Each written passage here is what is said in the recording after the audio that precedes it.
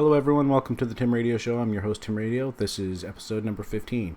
In this episode, we're going to go over some Jeffrey Epstein information. We're just going to cover basically the whole thing from start to finish. The single best source that I could find online, just to be able to kind of read through start to finish, is Wikipedia. So Wikipedia just kind of gives the best overview. There's so many things cited there. I went through the rabbit hole so many different ways. It's like a black hole. You can just keep going and going, checking everything, but all the main points, I double-checked them, pulled them up to see what the actual data is, so there's some inconsistencies, which I'll point out. But we're going to start this first with Attorney General William Barr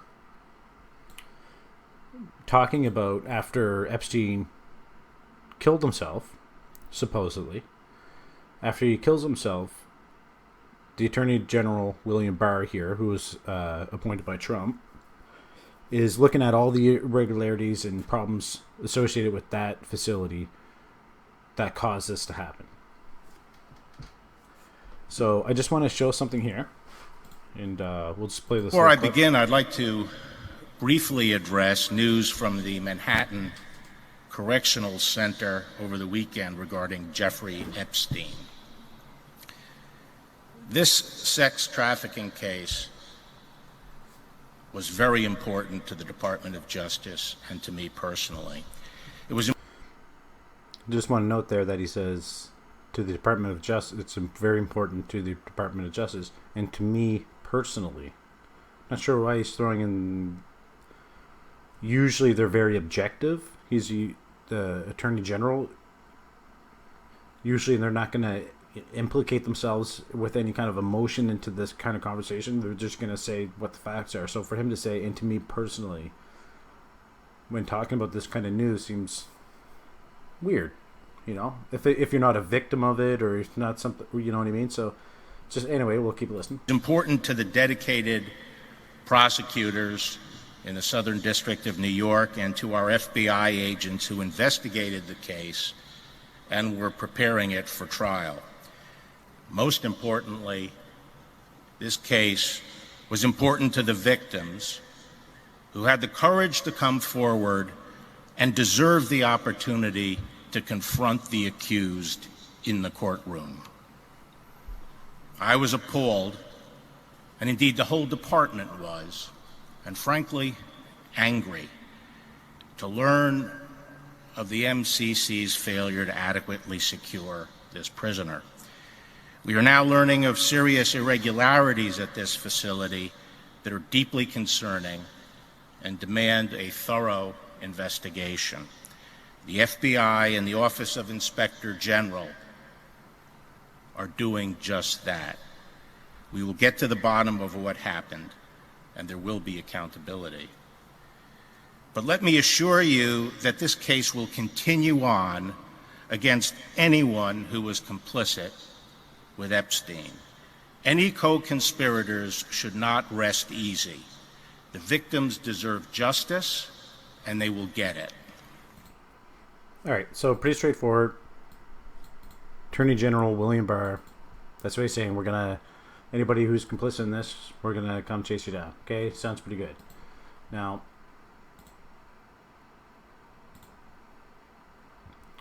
let's start with kind of how he started, the earliest kind of work that we see with him. So if we start here in the early life part, it's blah, blah, blah, who cares about that crap? It basically starts with his teaching career. So from September 71, he attended the Grant, I guess you'd say, Institute of Mathematical Sciences at New York University, but left without receiving a degree in June 1974. So he's there from 71 to 74, presumably maybe one semester left, one year left. But he leaves in June 74. Okay. He starts working just a couple months later in September of 74 as a physics and mathematics teacher for teens at essentially a private school. And he was hired by supposedly hired by Donald Barr. So technically, Donald Barr was a headmaster until June 74, which was the same time that Epstein left the other university and then came in September to work at the private school. And Donald Barr is the father of this guy. This guy's father is supposedly the guy, he definitely was the headmaster until June 74th. And he would have been at least the person, assuming that he wasn't just hired in September, right? Like, assuming he was probably hired for the new year, coming into the new year, so he probably would have been hired around June. So, he's debating whether or not to finish his degree or take this job at this school, right? So I guess he says, F the degree, I'll go to the school, because obviously he's a pervert, and go teach a bunch of teens math, of course. He's a pervert. So anyway, he gets hired by Donald Barr, and he ends up getting fired in 76 for poor performance. So that's okay. That's not too weird. But the weird part is, if you actually read on this guy's history, Donald Barr, he actually wrote a science fiction book in 73 called Space Relations, which is like some weird space sex thing. It gets into weird. It's very weird. The plot kind of, and people have kind of noted this. It's been noted that Epstein's crimes are similar to the plot of Barr's novel Space Relations from 1973. So that's just really weird how that kind of mixes together. And look, he was the headmaster at that school for 10 years. And when he resigned, it was citing conflicts with the board of trustees, which if you go look into, it was for how he was, I guess, handling, how he was disciplining people doing drugs on campus, and some financial stuff like budgetary stuff specifically. So he was 21 when he got hired by Barr Senior. And so he starts working there, gets fired for poor performance in 76. But when he was basically teaching the son and daughter of Alan Greenberg, who was the CEO of Bear Stearns. So he gets fired for poor performance. But some reason this guy who's the CEO at this trading company hires him as a low-level junior assistant to a floor trader. Okay, so you start in 76, he just switches right over from there into a low-level junior assistant to a floor trader. So that's like nothing. I'm pretty sure anybody can just walk in and get that. He swiftly moved up to become an options trader, which again isn't crazy, but swiftly moved up. That's weird. Working in the special products division, and then advised the bank's wealthiest clients, such as Seagram and President Edgar Bronfman, on tax mitigation strategies. So basically showing you how to create all these different companies to be able to split up, risks and stuff, and hide things, and certain ways to avoid taxes by doing this, that, the other thing. So he's there for a few years and becomes a limited partner. So after 4 years, he apparently made them so much money he becomes a limited partner. Then he was asked to leave for getting called a Reg D violation. So regulatory violation that is kind of specifically to how you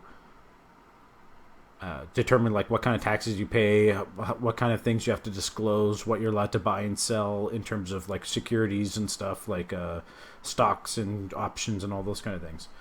So he does that, and he remained close to it until it collapsed in 2008. Oh, go figure. So, okay, that's fine. Then he does his own consulting firm, and then which assists clients in recovering stolen money from fraudulent brokers and lawyers. Epstein described his work at the time being a high-level bounty hunter. He told friends that he worked sometimes as a consultant for governments and the very wealthy to recover embezzled funds, while at the other times worked for clients who had embezzled funds. So he did both sides of it. People who embezzled, and he was fighting for them, showing them how to protect it. And then on the other side, working for governments and stuff, try to prove who stole it or whatever.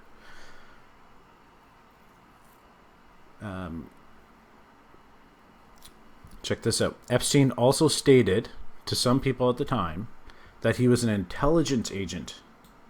Whether this statement was true or is not clear. During the 1980s, Epstein possessed an Austrian passport that had his photo but a false name. The passport showed his place of residence as Saudi Arabia. And investigative journalist Vicky Ward said she was told in 2017 by a former White House official that U.S. Florida District Attorney Alexander Acosta, who handled Epstein's criminal case in 2008, said to Trump transition interviews, "I was told Epstein belonged to intelligence and to leave it alone." Now, if you remember, Alexander Acosta was actually appointed by Donald Trump, and then he stepped aside when this whole thing came out because he had been the one that handled the criminal case in 2008 with Epstein when he was convicted of soliciting prostitution from a minor type deal. So this guy was quoted saying, from an investigative journalist, saying, said to Trump transition interviews, "I was told Epstein belongs to intelligence and to leave it alone." And that also, quote, above his pay grade. So very weird. So during this period, one of Epstein's clients was Saudi Arabian businessman Adnan Khashoggi. I think that's how you say his name. Who was a middleman in transferring American weapons from Israel to Iran. Okay, so that's a big deal. You're a middleman in transferring American weapons from Israel to Iran as part of an Iran-Contra affair in the 1980s. So Khashoggi was one of several defense contractors that he knew. Then in the mid-80s, he travels there multiple times between the United States, Europe, and Southwest Asia. While in London, he meets Stephen Hoffenberg, which another kind of thing. Ponzi scheme type deal, which we'll see next. And then he also meets this other defense contractor and another U.S. Attorney General. So, I mean, this guy's like bumping into attorney generals, kind of indirectly, defense contractors, high-level CEOs. I mean, this is no low-level stuff. And all this from just getting out of university, just quit university, get a little teaching gig, and then meet somebody's parents, and then, boom, you're in this whole world of tax evasion and corruption and shell corporations, all this kind of stuff. So anyway, he gets hired by this guy, Stephen Hoffenberg, in 87 as a consultant. And they pay him $25,000 a month in consulting work. And they basically made a company that goes after and tries to take over other companies. So they use debt and stuff like that to kind of try to take over other companies, and then, you know, they can basically pull out the assets. Kind of something, I feel like this is kind of what happened with Sears. If you look at Sears, the company that kind of took over the debt and stuff from Sears, that's what they do. They leverage debt schemes in order to pull out assets, crash the company, and then they basically get all the real estate, but the company goes bankrupt. That kind of deal. So they're trying to do this. It ends up being one of the biggest Ponzi schemes in American history, with lost investors over $450 million. And somehow Epstein just slips again, just squeezes out there. Epstein left the company in 89 before it collapsed and was never charged with being involved with the massive investor fraud committed. It is unknown whether or not he acquired stolen. I mean, do you think the guy specializes in moving money? You don't think he acquired? Yeah. So then does the same kind of thing again. Gets this his own kind of company. Supposedly has more than $1 billion in net worth. Which, if you're actually saying net worth, that's insane, because they could say, like, we have $1 billion of assets, but they might have $900 million worth of debt associated with those assets.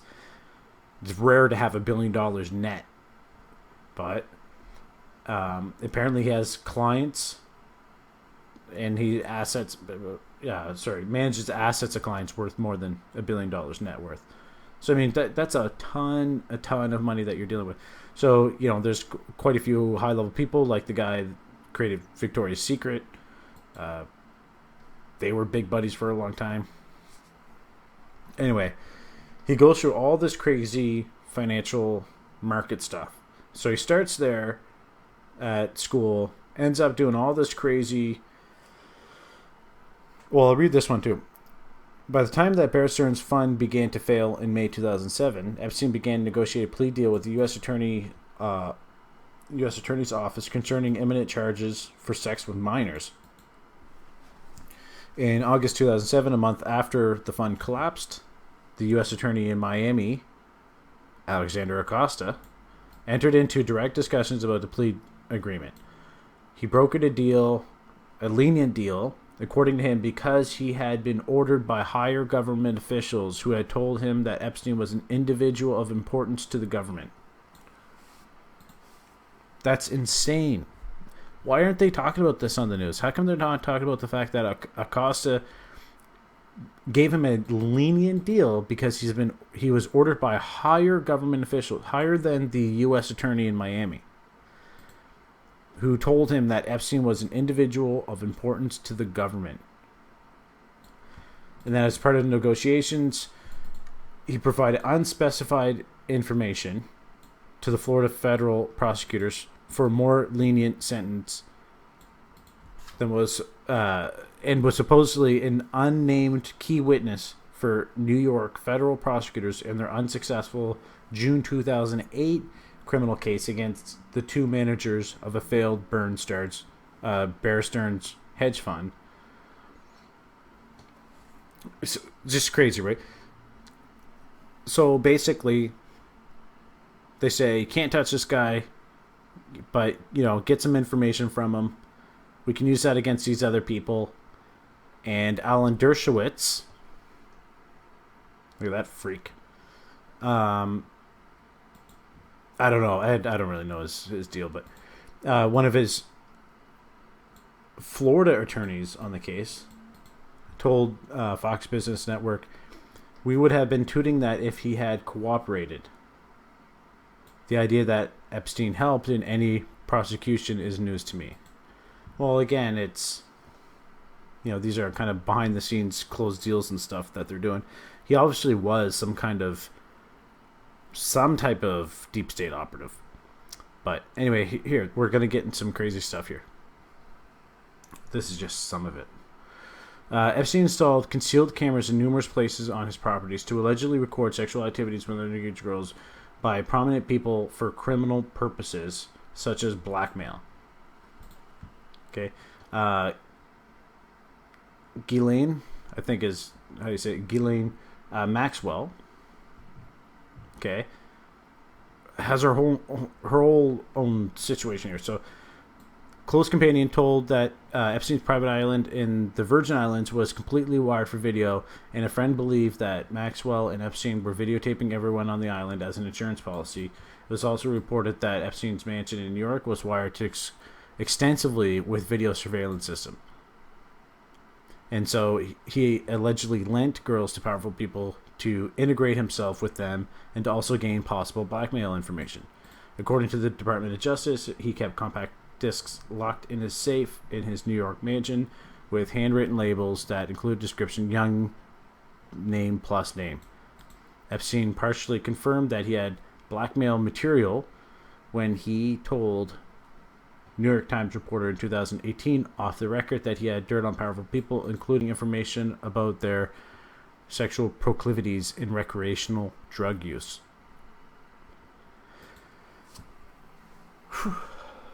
So,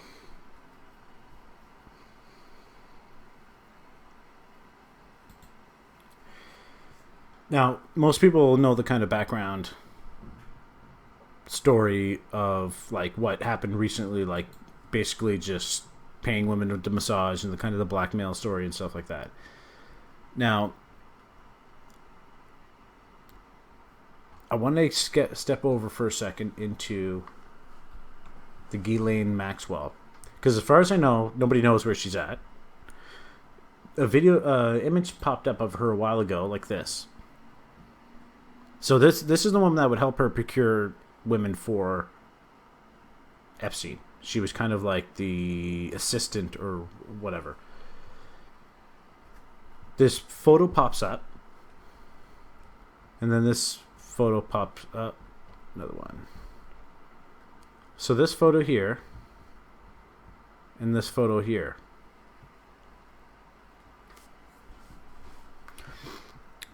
It totally doesn't look the same. She looks much older there. And she looks much younger there. Now, supposedly someone went and actually checked out this. And there's like something was tricky about it because the background movie poster, I think it's like can't see it in the full image. You would see there's like an image poster here or something like that wasn't there. Someone called the actual media company and they're like, no, we didn't have a banner there that day.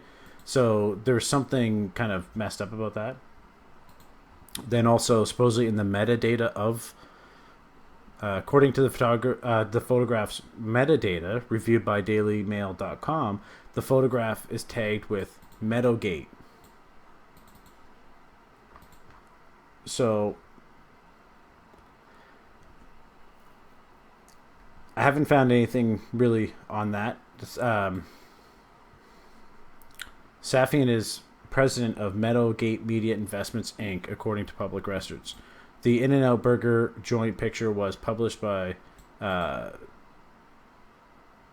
Thursday after they obtained it from Safian. I don't know who this guy is. But they get this photo.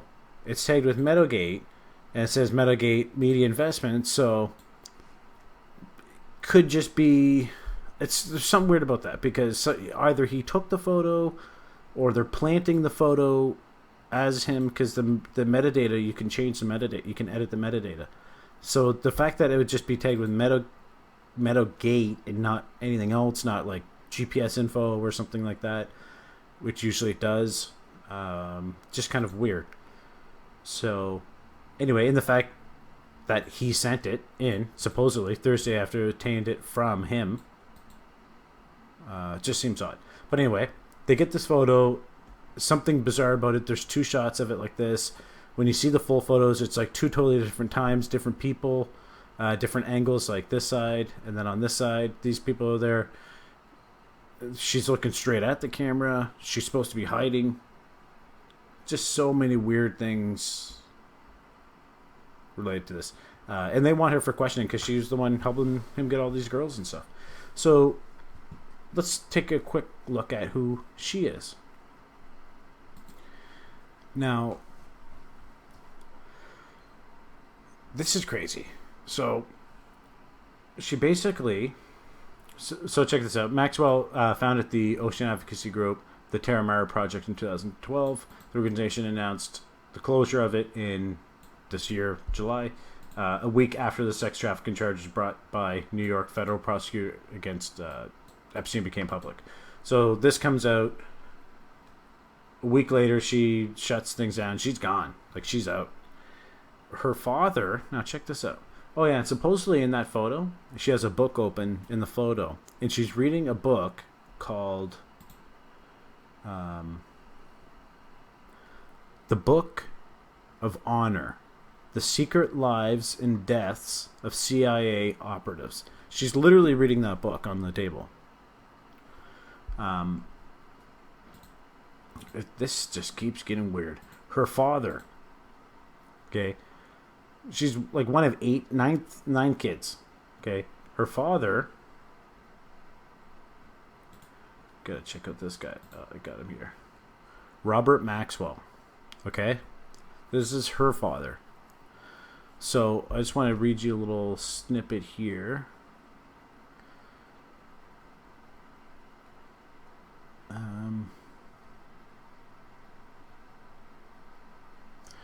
The British Foreign Office suspected that Maxwell was a secret agent of a foreign government, possibly a double agent or triple agent, and a thoroughly bad character and almost certainly financed by Russia. Quote, a thoroughly bad character and almost certainly financed by Russia.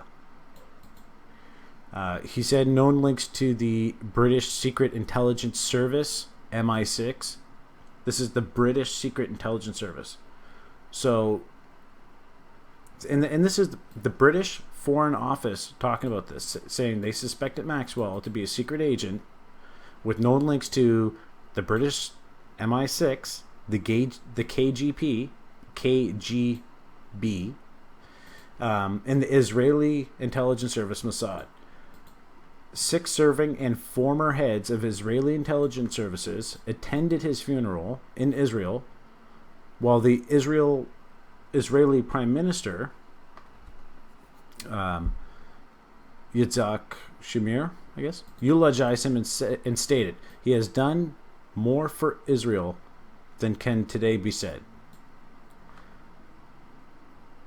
So it's not like these are like way out of left field, like a little farmer boy grows up and does this, that, and the other. This is like serious stuff. So many things. He ends up dying, gets thrown thrown overboard, on his boat called Lady Ghislaine, like his daughter's name. There's so many weird connections. There's so many little tidbits to the story. You really have to read this. Look, theft of pension funds. She got in trouble because she was like taking that Concorde flight across the Atlantic right after it kind of came out that her father kind of lost all this money, $400 million in debt. It was like the pension. They basically lost like $400 million worth of pension funds for like essentially workers. And they called her out on it when they're seeing her fly around on this Concorde jet, was like super expensive, like maybe 10 grand or something like that. She gets out of the thing and they're like, hey, you just lost us all our money and you're flying around in that. Excuse me. And that was just right after the father's death too. So the father dies basically around the same time. And it's just weird, man. Like so many weird stuff like that. So clearly she knows about this kind of stuff. She knows about smuggling cash, the movement money, pension funds, all this crazy stuff. Like, look at this. Eventually the pension funds were replenished with money from investment banks, Shearman Lehman and Goldman Sachs, as well as the British government. But they ransacked that thing. They got like $400 million out of that. And that's her father. And, yeah, so anyway, she gets into this stuff. Let's go back to her.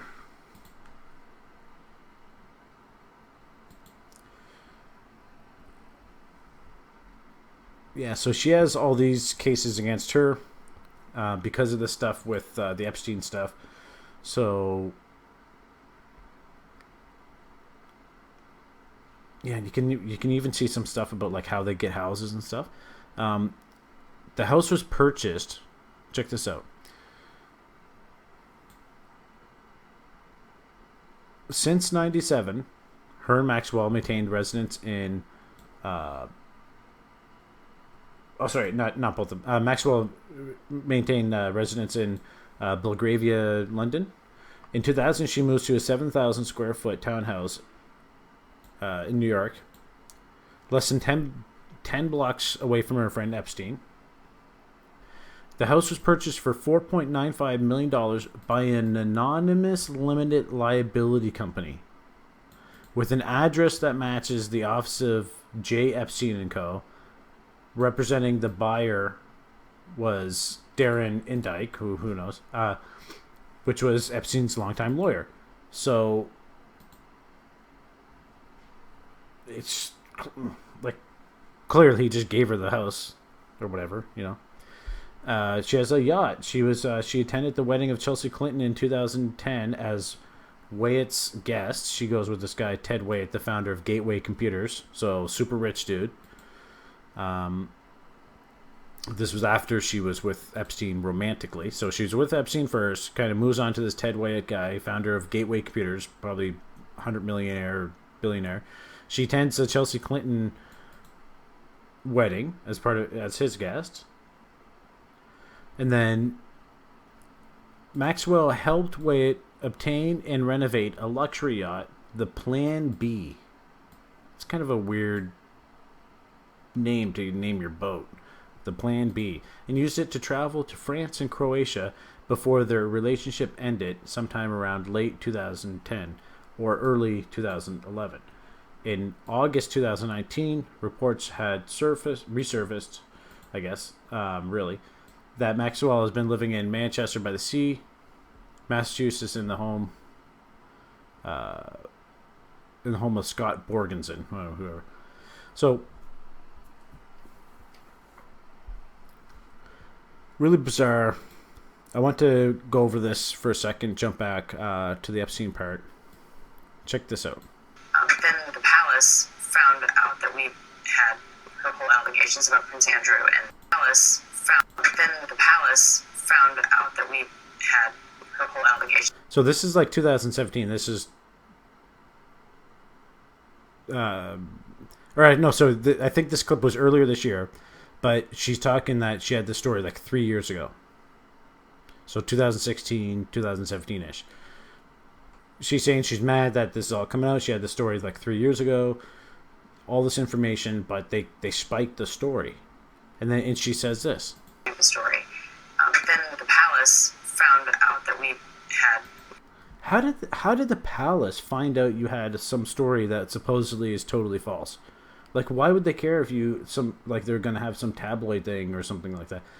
But they find out her whole allegations about Prince Andrew and threatened us a million different ways. So they find out you have this story that supposedly isn't true, and they say, you can't touch it. You're not allowed to touch it. We're going to sue you in like a million different ways. Okay? Now, if we actually go look over at the... Let's see... So this was an interview that was just going on with on BBC with Prince Andrew, the one that's being accused of doing nasty stuff with kids on the Lolita Express, by the way. That's the name of the private jet that everybody was going in on back and forth. Now, I had this whole big circle thing about how the name and everything ties together. The foundation that this guy was... Like, it's so connected. You could totally draw this all over the board. But, I mean, the Lolita, I think I have this here somewhere. No, I don't think it's open anymore. But Lolita was like this American-Russian writer wrote this book, and it's about the same thing. It's about this guy having sex with his stepdaughter and moving away and... pretending that it's like telling other people that it's actually his daughter, and they had this whole relationship together. And it was a movie, turned into a movie by what was that? Let's watch. Just forget the guy's name. It's on the tip of my tongue. Stanley Kubrick. So Stanley Kubrick does a film of this in '62. It's like $1 million film that they spend like $1 million on. Makes like $8 million. Super weird book, like totally bizarre. Look, is obsessed with a 12-year-old girl he becomes sexually involved with after he becomes her stepfather. What the hell? So this thing's called Lolita. Epstein's plane's called Lolita Express. It's literally called Lolita Express. And then in kind of that big circle thing that I was going to really try to nail down, but it's just too complicated and messy and weird. So, but basically, this is one of their favorite novels of the guy that they're like he's donating money to, and these other organizations. It's all intermingled big time. So there's no coincidence. I don't think there's any coincidence at all that his plane was called Lolita Express. I mean, it's unbelievable. So there's that part. So here, let's just listen to a couple of clips. So I saved a couple spots. I think they're pretty noteworthy. So let's just go right here. And actually, it's a very good opportunity, and I'm delighted to be able to see you today. As you say, all of this goes back to your friendship with Jeffrey Epstein. How did you first become friends? How did you meet? Well, I met through his girlfriend back in... Who's his girlfriend? Ghislaine Maxwell. 1999, who and I'd known her since she was at university in the UK. Now, why does he know her in the university in UK? What is he doing? Anything to do with the university in the UK? Supposedly this would be, I guess, like the 70s. And he meets the daughter of a triple agent. I mean, anyway. And it would be, to some extent, a stretch to say that as it were, we were close friends. I mean, we were friends because of other people. And I had So who's like these other people that he's friends with this person, this Ghislaine Maxwell? Why? Like, he's not and she asks like about 100 questions in this, and she gets like, "Are you sure you didn't do any? Are you sure you don't know that part? Are you blah, blah?" But this whole part they kind of glaze over. They're like, "Wait." I would have been like, "Wait, pump the brakes." How do you know them? Because they're the daughter of someone quite prolific. They're a huge scammer and everything. How can that? You can't really. You got to dig into that. But anyway, let's check out this. I got another part here. There's a lot. I mean, this is totally worth watching because there's definitely a lot of hidden information in here. But At Windsor Castle and at Sandringham, he was brought right into the heart of the royal family at your invitation. But certainly at my invitation, not at the royal family's invitation. But so he makes that distinction a few times that he invited Jeffrey Epstein. Some cases he says it's kind of like a +1 with Maxwell, so he didn't really know Epstein, right? So he said he didn't really know Epstein. I don't know. I knew Maxwell. I ended up meeting Epstein and whatever. He's just kind of there, right? So he makes that point. remember that it was his girlfriend that was the key element in this. He was the, as it were, +1 to some extent in that aspect. Am I right in thinking you threw a birthday party for Epstein's girlfriend, Ghislaine Maxwell, at Sandringham? No, it was a shooting weekend. A shooting weekend? Just a straightforward... No, it was a shooting weekend. It's like, okay, but was she there? Like, do you get the point? Straightforward shooting weekend. But during these times that he was a guest at Windsor Castle, at Sandringham, the shooting weekend, Yep. we now know that he was and had been procuring young girls for sex trafficking. We now know that. At the time, there was no indication to me or anybody. And I really feel like there's some subtleties in the way people say things now. A lot of times you can read into it too much. There's a lot of extra information the person has in their head that could be positive or negative towards what they're saying. So it could reaffirm what they're saying, or they could be omitting something. And oftentimes people respond to that. But then sometimes it's just awkwardness. But this guy is part of the royal family. He's bred into this. He maintains composure throughout the whole thing. Half the things that she says, that the interviewer asks, she is like, he's stone faced, like stone cold, doesn't say anything, doesn't move, and then he'll say no, absolutely not. And then sometimes he'll be like, what? So it's hard to say which things are going on, but there's a difference there between those things. You would expect kind of some kind of consistency in the responses. So when he goes like that, Bring young girls for sex trafficking. like, see, he's stoned, like she's like implying, didn't you know that he was trafficking girls? And then watch his face. The shooting Yep, weekend. yeah. We now know that he was and had been procuring young girls for sex trafficking. We now So it's kind of like he knew, like, yes, I know that, but he's gonna draw a different kind of line. know that. At the time, there was no indication to me. There's no indication to me, meaning he knows the information was out there at the time.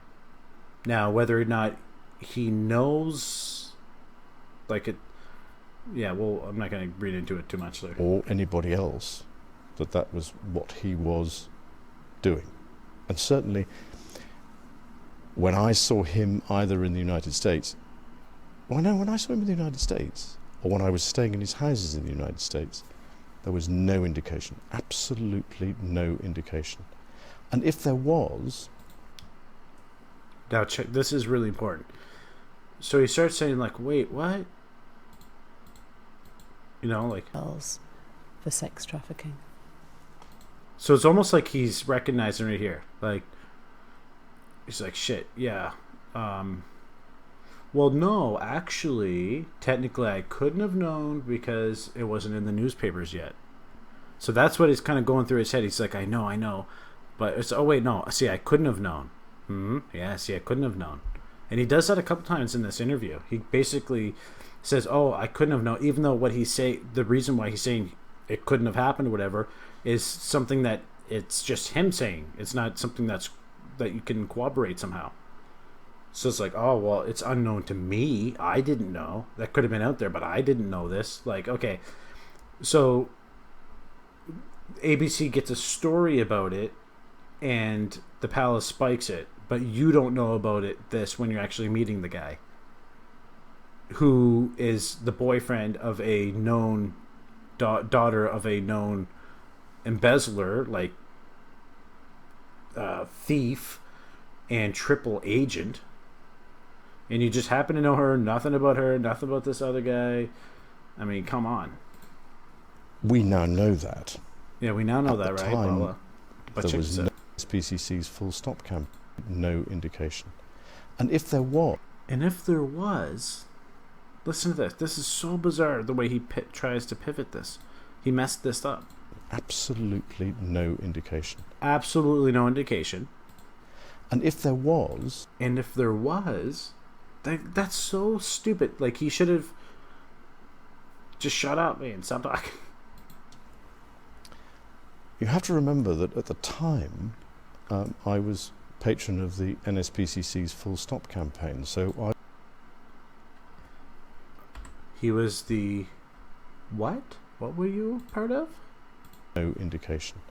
And if there was, you have to remember that at the time, I was patron of the NSPCC's Full Stop campaign. So I was close up with what was going on in those time about getting rid of abuse to children. So I knew what... So he's saying, I didn't know about it.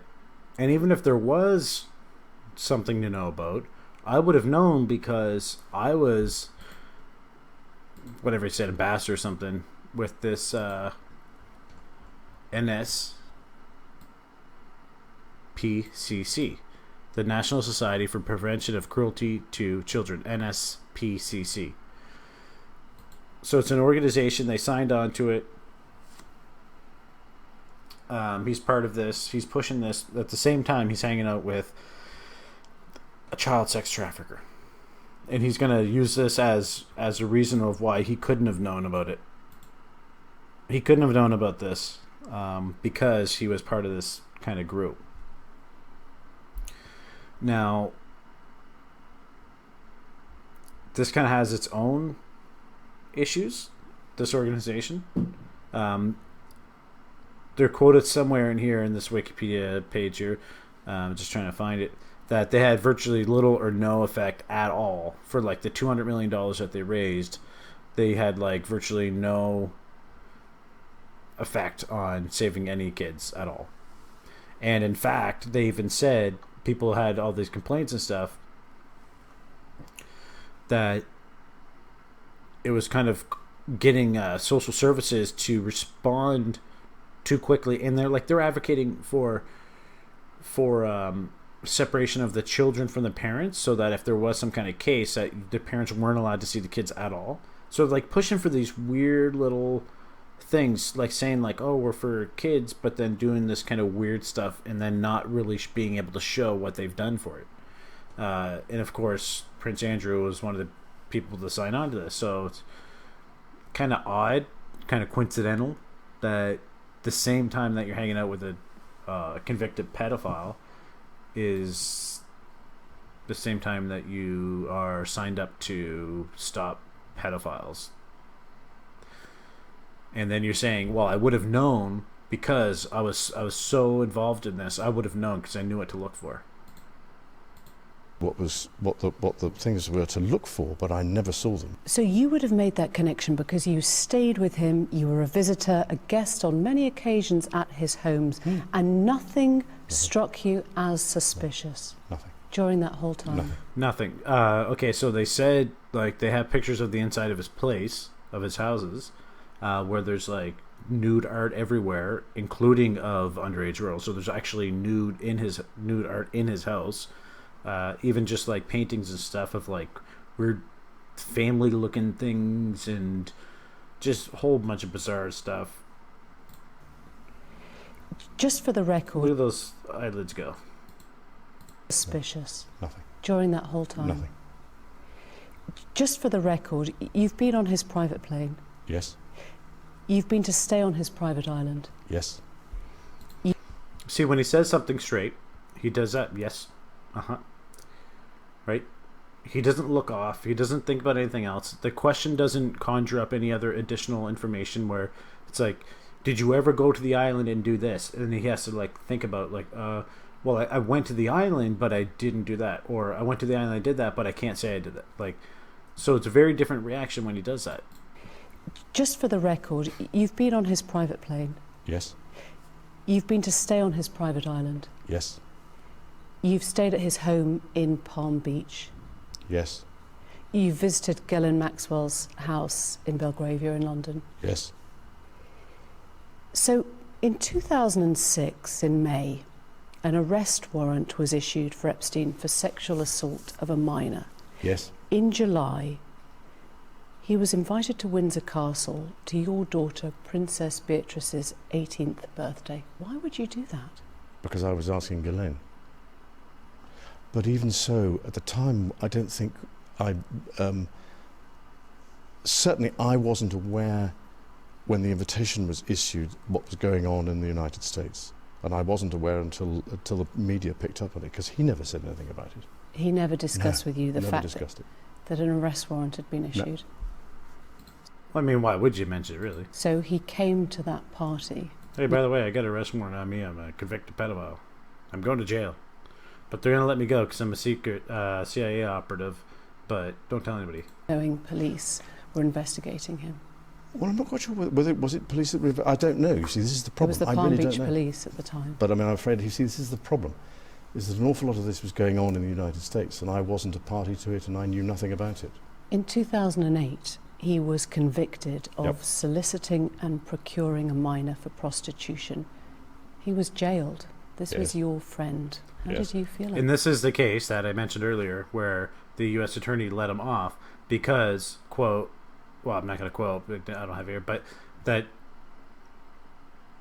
like, so we hear Amy Kobach say, the palace spikes this story, basically threatens him a million different ways, and then this guy actually gets caught, and then he's told by higher ups that it's above his pay grade, that he's a useful asset. So there's a couple other spots I want to click through here. Let's see. Let's go here. The next day. And to this day, I never had any contact with him from that day forward. What did he say when you told him that you were breaking up the friendship? He was what I would describe as understanding. He didn't go into any great depth in the conversation about what I was doing, or what he was doing. He was what I would describe as understanding. He didn't go into any great depth in the conversation about what I was doing, or what he was doing, except to say that he'd accepted whatever it was, a plea bargain. He'd served his time. So there's a lot. You can tell there's a lot going on in his head. He's like almost vibrating. He's like, this could be where he slips up, right? He also just kind of maybe a Freudian slip there, saying we didn't really talk about what I, as if it's about him, like as if they're actually talking about him, but he has to kind of flip it. So because the question would be, well, look, if you're talking about what you did, what did you do that you guys had to talk about? So he's like, no, we're talking about his case, not my case, his case. Right? And he was carrying on with his life. Yeah, so I mean, and he kind of paints this whole picture that like he had to go talk to Epstein because he just felt it was the honorable thing to do. Even though they weren't really friends, he was friends with Ghislaine Maxwell. He invites her, he comes, but he's not really friends with him, but he stays at his house all the time, and felt the need to go after he's convicted to actually go see him and say, oh, you know what, we can't be friends anymore because you're a convicted pedophile. Sorry, bro. And then roughly the same time invites him to his daughter's wedding. 18th birthday. Like all like in the same year. Like none of that makes sense. Do you know what I mean? And so I want to bring it up to another spot here too, 11/20. Of 2010. Yep. He threw a party to celebrate his release, and you were invited as the guest of honour. Oh, in 2010, there certainly wasn't a party to celebrate his release in December. So he's like in there 2017, then they're talking about 2007, and then talk about 2010, and he's like, no, it couldn't have been a release party. This was in the end of 2010. Because it was a small dinner party. There were only 8 or 10 of us, I think, at the dinner. If there was a party, then I'd know nothing about that. You were invited. It was just a small dinner party. If there was a party, I'd know nothing about. A small 8 to 10 people. That's pretty large. I don't know how many people you have at your dinner, but 8 to 10 people. That's quite a bit, especially when one of them is a prince. And the other one is a convicted sex offender.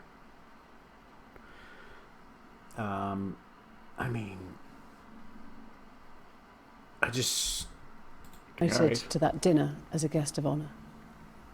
Well, I was there, so there was a dinner. I don't think it was quite as you might put it, but yeah, okay. I was there at a dinner. Yeah. I'm just trying to work. Yeah, I was there. Yeah. Okay, the question is, why were you there after you knew he was a convicted sex offender? This out because you said you went to break up the relationship, and yet you stayed at that New York mansion several days. I'm wondering how long. But I was doing a number of other things while I was there. But you were staying at the house of a convicted sex offender. It was a convenient place to stay. I've gone through this in my mind. And it was a convenient place to stay at a convicted sex offender's house that I was only going there because I felt honorable because I barely know him, but I needed to make him feel like, I wasn't just going to throw him under the bus, Why would he care? Why wouldn't he not just immediately put out a statement, say, I knew this guy, hung out with him, I don't know what he's up to, he's a sick pervert, I just found out he's a sick pervert, I'm never going to see this guy again, shame on him, I hope the people get their day in court, blah, blah, blah. Or whatever it is. But for him to actually just kind of state that, and we got the thing in the background there. Background noise there. So yeah, he did. Okay, so let's just keep going. We got a couple more parts here.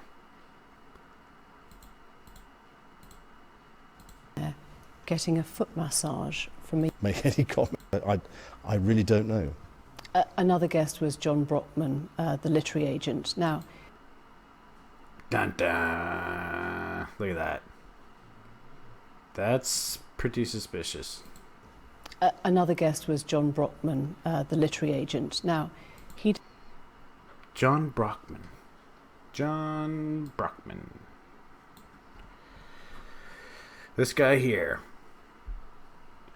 So, this guy creates a foundation called the Edge Foundation, aimed at bringing people together, working the edge of a broad range of scientific and technical fields. Okay, this is where Epstein's kind of freaky, like, basically taking money and putting into all these weird, like, eugenics programs and stuff like that. Well, this is one of the places that he actually ends up giving money to. And you can see in 2019, it was suggested that Brockman was an intellectual enabler of Epstein's. The financier died waiting trials for sex trafficking girls, who kept this guy on a retainer fee. Who kept Brockman's Edge Foundation on a retainer fee. So, Jeffrey Epstein has this guy on a retainer fee. Now, what kind of retainer thing? What? Basically buying into socialites, because they would have like TED conferences, and you can see his famous literary dinners held during the TED conference allowed Epstein to mingle with scientists, startup icons, and other tech billionaires. So, you know, it's just weird stuff again. If you go actually read the website, they got some weird quotes. They're kind of obsessed with this artist. I forget the artist's name, but just kind of showing weird art, weird numerology kind of stuff, weird it's kind of seance stuff. A lot of it has to do with, it's just too deep to get into. It gets too bizarre. It would take another hour to kind of go over all that other stuff. But here, let me just play some more of this. So he knows this guy. I can't make any comment on that because I really don't know. Another guest was John Brockman, the literary agent. Now, he described seeing you there. Another agent. Now, another guest was John Brockman. Another guest. So it's just a guest. They're not saying like another whatever. But it seems like he automatically associates like the word guest of Epstein's with the same kind of activities that they're kind of accusing him of. So if he knows in his mind he did something wrong, and then someone says, oh, there's another person that also was there, and it's so-and-so, and it's like, oh my God, so-and-so did this too? Like, that's kind of seems like what he's reacting to. The literary agent. Now, and he looks off to the side, like, described seeing you there, getting a foot massage from a young Russian. And then he's like looking down, right? He would still be looking at her like, what? What are you talking about? I don't know that. Like, I never even met the guy or something. Like, you'd be much more focused, but he's like looking off, trying to remember. He's remembering what's going on here. Woman, did that happen? No. You're absolutely sure, or you can't remember? Absolutely sure. Your massage from a young Russian woman. Did that happen? No. You're absolutely sure, or you can't remember? Absolutely sure. So John Brockman's statement is false. Well, I don't know Mr. Brockman, so I don't know what he's talking about. But that doesn't really answer the question. So you're saying it's false. Well, I don't know who he is, so I don't know what he's talking about. Well, he's directly accusing you of getting a massage by a young Russian girl. Now, technically that might not even be wrong if it's just like a back rub or some whatever. But he's reading into kind of like as guest. He was a guest there. Okay, well, guest and blah, blah, blah, blah. And he's like jumping ahead with the kind of implication of what this all means. So then when he sees something like that, so-and-so is like, oh, well, I don't know so-and-so. I don't know what he's talking about. But they're asking him directly about what this other guy, he said that you got rubbed down. Did you or didn't you? It's like, oh, I don't know this guy. I don't know what he's talking about. That's not the question. The question is that true? So-and-so said this is true. Is it true or not? It's like, oh, I don't know who he is. It's like, you know. But then there's a couple other spots just, I think it's 2020. Let's check this out. It's so weird. March, I was at home. I was with the children. I'd taken Beatrice to a Pizza Express in Woking for a party at I suppose sort of 4 or 5 in the afternoon. And then, because the Duchess was away, we have a simple rule in the family that when one's away, the other one's there. I was on terminal leave at the time from the Royal Navy, so therefore I was at home. Why would you remember that so specifically? Why would you remember a Pizza Express birthday and being at home? Because going to Pizza Express in Woking is an unusual thing for me to do. A very unusual thing for me to do. I've only been to Woking a couple of times, and I remember it weirdly distinctly. As soon as somebody reminded me of it, I went, oh yes, I remember that. But I have no recollection. Now, this is where it kind of gets funny, because if you watch this whole thing, she asks him many times, like, did you do this? And he's like, no, I didn't do that. And then she's like, well, did you ever meet them? I don't ever remember doing this. It's like, well, you don't remember, or it couldn't have happened. It's like, well, I can't remember. I don't have no recollection of anything like that. And then it's like, okay, well, what about this picture? So, and then they're talking about the picture where he has his arm around an underage girl. And he kind of has it on her hip or whatever. And he's like, well, I mean, that's me, but I don't recall taking that photo at all. I don't recall taking that photo. And he says that a lot. And then in another case, he says, the girl accuses him. She's like, I had sex with him, and he was I was dancing with him and all this stuff, and I remember him because he was like sweating profusely. And his argument is, no, that can't be true, because at that time, I missed the clip and I couldn't find it again in here, but he basically says, at the time, that's impossible because I had this issue where I couldn't sweat. I had this medical thing. It's impossible for me to sweat because I had like this adrenal thing from getting shot at or something, and it's impossible for to sweat. And then he actually thinks like, well, actually at the time, so he even doubts what he says as an excuse, because he starts to think, well, actually at the time maybe I could have sweat, maybe that was before or after. So he has to even think of his own, if his own lie is still valid, like he might chronologically have it messed up, but then everything else he forgets.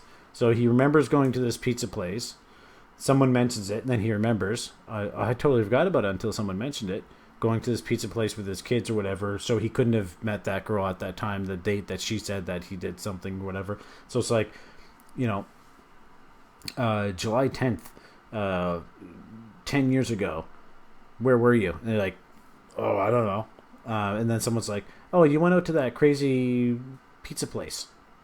And, oh, I remember that. Exactly that day, everything lines up perfectly, and it just kind of popped into my mind. But then you see a picture of yourself with another person at a party or at someone's house or whatever, and then he says, no, that's not, I don't think that's a real photo.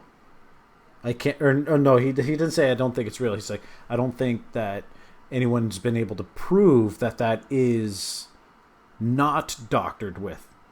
And so it's like, what?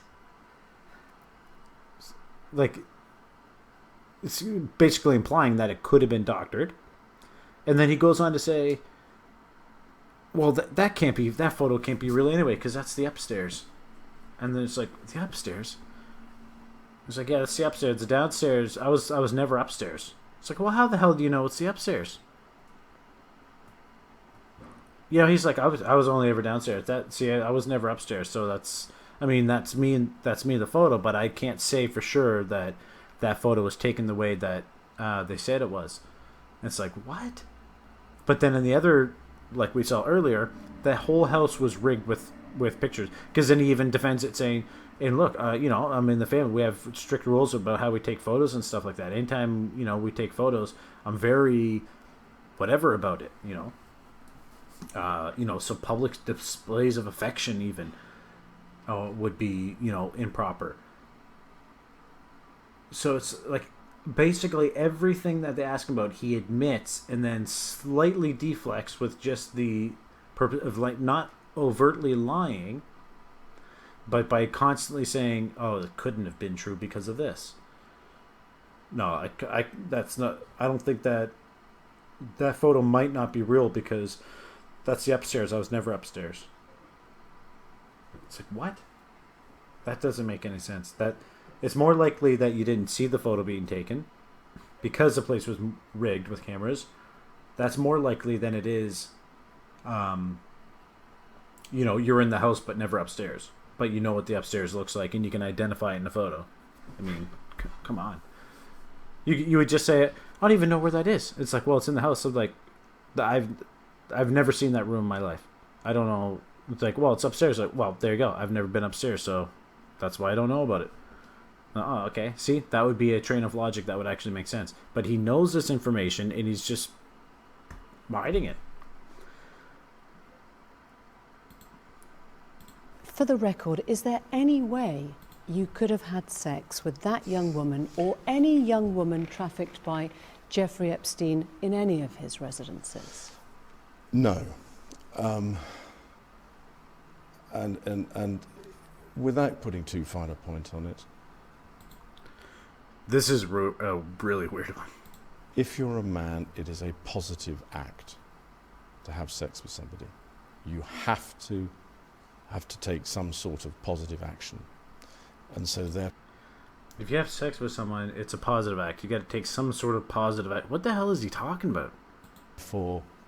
If you try to forget, it's very difficult to try and... Okay, so what's he saying here so far? He's saying, she asked him, okay, so she just asked him, is there any chance at all? Is there any chance at all? Let's just go back a second.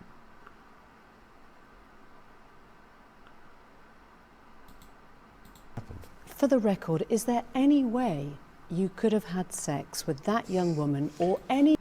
Is there any way you could have done it with her or any of his things, whatever? And he's like, instead of just like, no, absolutely not. Impossible. Not even a zilch, not a zip. Nothing. Impossible. Totally impossible. It's ridiculous. He's like, any young woman trafficked by... Like he's processing information right now. Jeffrey Epstein in any of his residences? No. No. Okay, so he says it. That's, in my opinion, the lie. But then he falls back, and then... So this is either something he thought about, or he's just popping into his head now. But he's starting to process something here. See, and so it's almost like some logic, like kind of to be witty. Like if you're gonna, you hear something and then it pops in your head, like, oh, and then you start thinking like how to formulate that witty joke or whatever, that quick response. So I feel like that's just what he did there. No. And see how the eyes, you'll see how the eyes kind of go, like almost like you're reading. And without putting too fine a point on it. So he has the logic in his mind right now and being like, look, if this was something that I did, I would have remembered it because it would have been awesome. That's what actually his logic is. If you're a man, it is a positive act to have sex with somebody. You have... Somebody, okay, first of all, the context of his underage sex slaves. To have to take some sort of positive action. And so therefore, if you try to forget, it's very difficult to try and forget positive action. And I do not remember anything. Wow. So he basically just said, that's a Freudian slip if I've ever heard one. It would have been a positive action if that had have happened. She's asking him specifically, is there any way at all that you would have done this with any, like even if it wasn't this one girl that's saying it was you, that it could have been someone else that was working with Epstein, like one of these other girls that he had. And then his logic is that would have been a positive experience, and I would have remembered it. It would have been very difficult not to remember it, and I don't remember, therefore it can't be valid. So in one sense, he's either admitting that he wants to, or he's just jumbled up all his logic and he doesn't know what he's talking about. But obviously it's... I've racked my brain and thinking, when the allegations came out originally, I went, well, that's a bit strange, I don't remember this. And then I've been... when the allegations came out and you're like, that's strange, I was just accused of having sex with underage women. That's weird. Through it and through it and through it, over and over and over again. And no, nothing. Never happened. Epstein's housekeeper, also in a Florida court legal deposition, said that you visited the Palm Beach residence around 4 times a year. You got a daily massage. 4 times a year? That was what he said in a Florida court legal deposition. No. I'm just wondering, when you look back now, is there a chance that those massages might have been the services of someone who was being sexually exploited or trafficked by Epstein? No. I don't think... no, definitely not. Definitely not. And I'm Okay, so he almost even said there that, I've gotten massages, but they wouldn't have been under blah, blah, blah. Definitely did not visit his Palm Beach house. And then he switches it to about whether or not he visited the Palm Beach house. No, definitely not. Definitely. I don't think... no, definitely not. I don't think... no, definitely not. Definitely not. So he was going to say something else there. Definitely did not visit... and I definitely did not. Definitely not. No. And I definitely did not. So it's almost like there's more emphasis on the fact that he definitely did not go there 4 times a year. So that's probably true. He probably didn't go there 4 times a year. That's probably some kind of misquote, either from the housekeeper or something or whatever. Or maybe he was there 4 times last year. Something along those lines. But then he's just like, but the question was actually had nothing to do with how many times he went there. The question was, that was just part of the quote. The question was, is it possible that any of these people he got massages from were these kind of women? And he's like, no. Well, it's absolutely not. And it's definitely wasn't going there 3 times a year. No, maybe 3 times total. It's like, okay, well, things are lining up pretty easy. Like if they said 20 times a year and you're like, I've only ever been there once, okay, that's totally far-fetched. But if they say like 4 times a year and then you literally follow up by saying, I was maybe there 4 times total. His Palm Beach house 3 or 4 times a year. Absolutely not. How many times would you say you visited? In total, probably 4 times.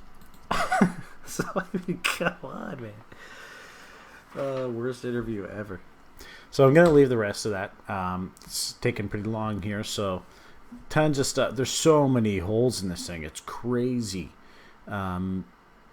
Just really bizarre. So this story, just to kind of cap this off here. Okay, so we know that he kind of got into a position that he probably shouldn't be in.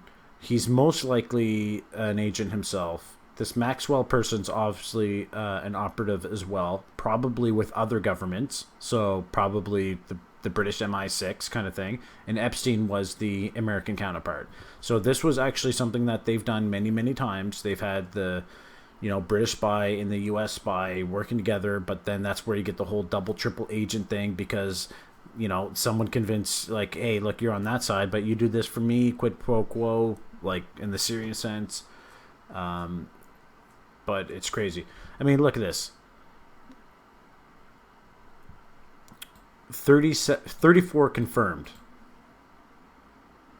34 minors confirmed. All between like 14 and 18. They did a 13-month undercover investigation of them. The FBI became involved, all this kind of stuff. after all of that, that's after when the Alexander Costa entered into direct discussions about a plea agreement. And this was a month after his fund collapse. So his fund collapsed, then Alexander Costa goes into this plea agreement, and then he brokers a lenient deal, according to him, because he had been ordered by higher government officials who told him that Epstein was an important individual to the government. I mean, unreal. This is totally crazy. And then we wonder if he actually killed himself. Like, it's impossible. Like, in a high security prison for probably the most prolific sex offender in the world, and to be put in with like a roid-raging cop as his cellmate who attacks him, and then he complains about it, and they put him on suicide watch, and then they take him off, and then they delete the video. They don't even have the videotapes working, and they put in this other guy, security guard, that wasn't even supposed to be there, and they kind of like swapped him out at the last second, and they falsified reports, and they didn't check him for like 3 hours, and then they hear him screaming for his life, or another cellmate said he was screaming for his life. I mean, they took him out. Now, who took him out? That's the question. Was it like MI6 type stuff? Was it Deepstate stuff in the States doing it? Was it just, the prison system just eating their own kind of thing? Because that's, we know that one thing is like anybody who deals in that kind, like all the other kind of crimes and stuff, robbery, bribery, even killing, like contract kills and stuff like that. That's nothing. Like if one of these guys come in, these guys are dead for sure. Like Epstein comes into a prison like that, everybody wants to kill him, and so that's understood. So the fact that all this happened anyway, especially with this big of one that implicates the Clintons, implicates the palace, it implicates a prince who then feels the need to respond to it, not only to him in person in 2007, but then again now when he's getting called out on it again after he dies. And then each time, every single time they mention him dying, they laugh about it. He laughs. And then this being a faked photo, her being the partner with him, Ghislaine Maxwell, like faking this being the CIA book, which I guess in the other photo someone found the book of honor, the secret lives and deaths of CIA operatives, a nonfiction bestseller.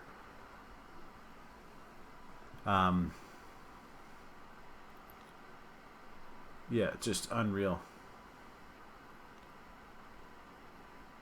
And then like just the difference between this photo and that one, just so bizarre. Like it seems like it's totally different cameras too. And this one almost seems photoshopped, almost like it's a deep fake type deal. She's got the same rings though, looks like the same stuff. She's got the pinky ring, the big fat ring. So it's like the same time, seems like the same day, but there's just something odd about it. And plus they showed that this was basically the timing was faked. Just because of how that's the poster there, the Good Boys poster. Someone called that actual media company that because they found out where this is, and said like, nope, that would have been like the earlier Monday, something along those lines. So this was definitely put out on purpose to kind of throw them off. Like she could have been off like 3 days away from that location. You know what I mean? So, or this could have been like a year before, for all we know. It's not like any of these people came out and been like, yeah, we saw her there. But yeah, you see them together here. Look at that picture. And she was in on the whole thing, man. She's got her home background, crazy stuff, the stuff with her father. So anyway, right now, William Barr is actually investigating this whole thing, trying to figure out what's going on. But it's kind of weird that his father was the guy that hired him, supposedly right before he left, and wrote that weird science fiction book a year before. It's just too weird. It's just way too weird. You couldn't write this. If you wrote it, it would just be a bunch of gobbledygook. Nobody would take it seriously. But anyway, we might do a part 2 on this. If there's any questions that people have in the comments or anything like that, let me know. Let me know if I glazed over something too quick. It was a little long, so appreciate you sticking with it this far if you did. And we'll see you on the next episode of the Tim Radio Show. Make sure to give it a thumbs up, thumbs down, share the links, do whatever you like. And we'll see you on the next one.